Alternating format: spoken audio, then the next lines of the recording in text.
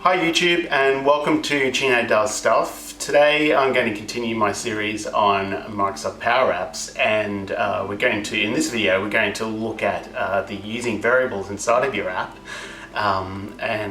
The example I'm going to use is I'm going to create an on-click event on a gallery item that's going to open a new screen and show that the record that we've clicked on in an expanded view. And I'm also going to create a button on that screen that's going to allow you to edit that record. So when we click on the record, it's going to open in a read-only mode, and then that button is going to enable an edit mode on that screen, and then of course we can save that record back to our data source. In this example, it's going to be SharePoint. So yeah, there's quite a lot to cover. We're also going to use the if function today. So that is sort of works hand in hand with variables and allows you to start using logic inside of your form.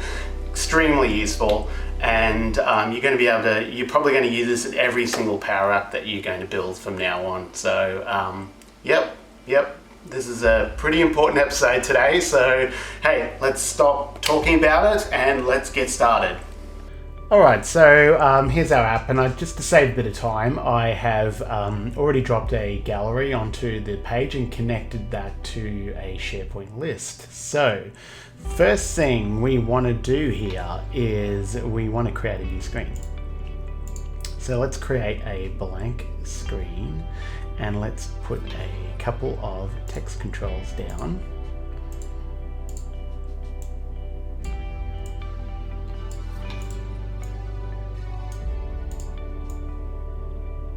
That's good. And first one, I want its default value to be gallery 1 selected. And I'm just going to make that the title of the item. And in here, its default value will be gallery 1 selected. I'll make this description. Right, so I know this is in SharePoint, this is a multi-line column, so let me just change the property here to multi-line. Excellent. After that is we want to grab our gallery item selection button, and on here we want to use the set function. So this is how we set variables in PowerApps. So we use the set function, set open brackets, and I'm going to call this edit mode, comma, and I'm going to set that to read.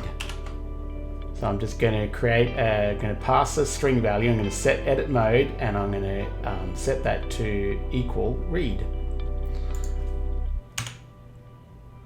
And then the next thing I want to do when in that on-click event is just navigate to my screen 2. So remember, we have we can string multiple functions together on the one event by separating them by semicolon. Close bracket there. Okay, so in our screen 2, we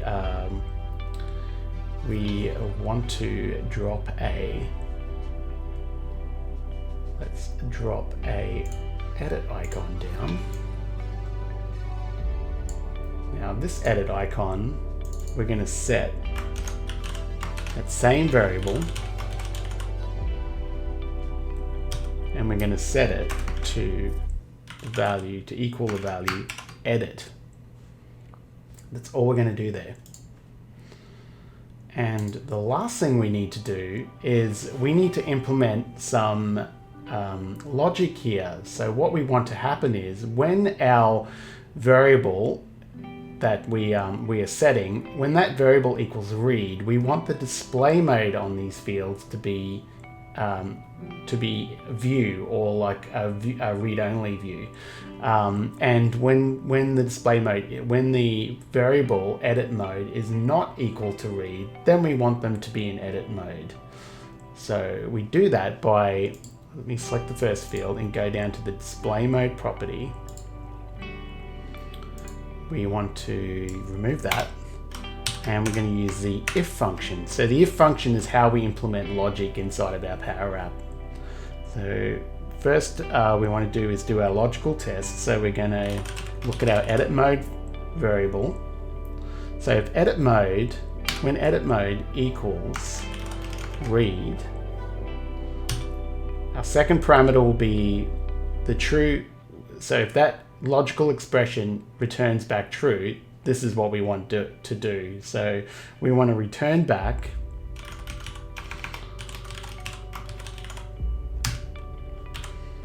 view. So we want to set that property to view when edit mode equals read. Otherwise, we want to set it to edit.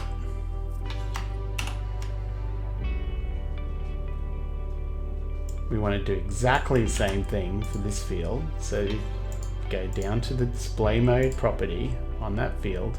Let me just remove that and paste that in. So let me just go through that one more time. So we're doing this through our if function.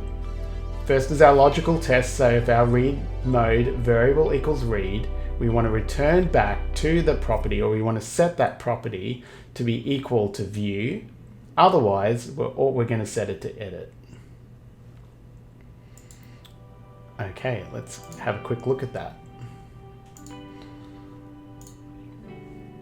Loaded our screen 2, and we can see our values are set to the selected item from the gallery, and they're in read only. So when we hit the edit button, our fields are now flipped to edit mode.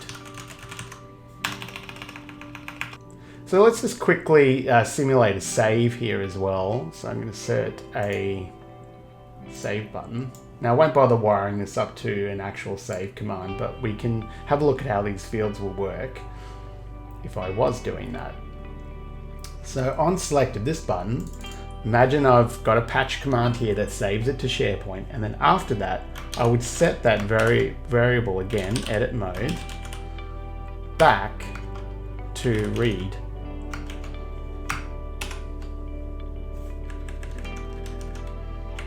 Let's get that right.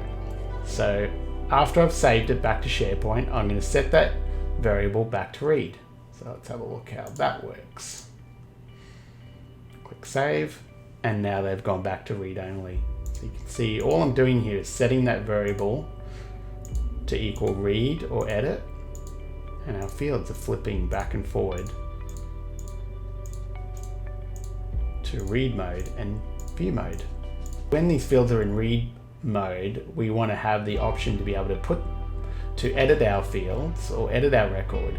But when it's in edit mode, then we want to have the option to save whatever changes we made, and we don't want to have those options both available in every mode. So we just want to hide and show these fields depending on what value is in that variable. So that's pretty much done almost exactly the same way, but we want to make a change to the visible property,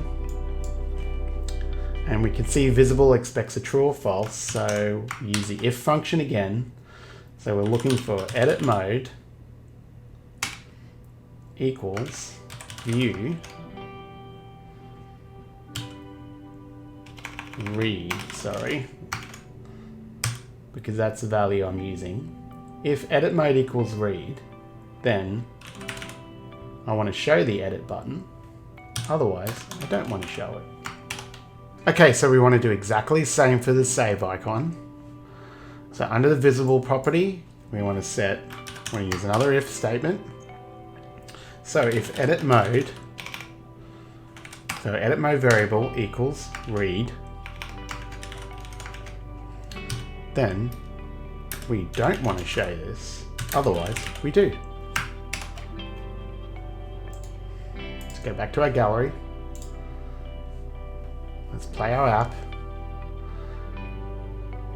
Select the first item. You can see we're in read-only mode.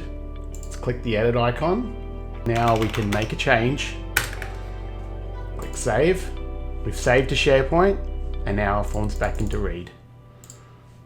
Make another change, click save, and now we're in read only. So that's it for this episode on variables in Microsoft PowerApps. I hope you liked this episode. If you did, feel free to hit the like button.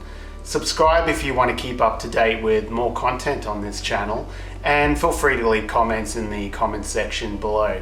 I thank you so much for watching. I'll see you in the next episode.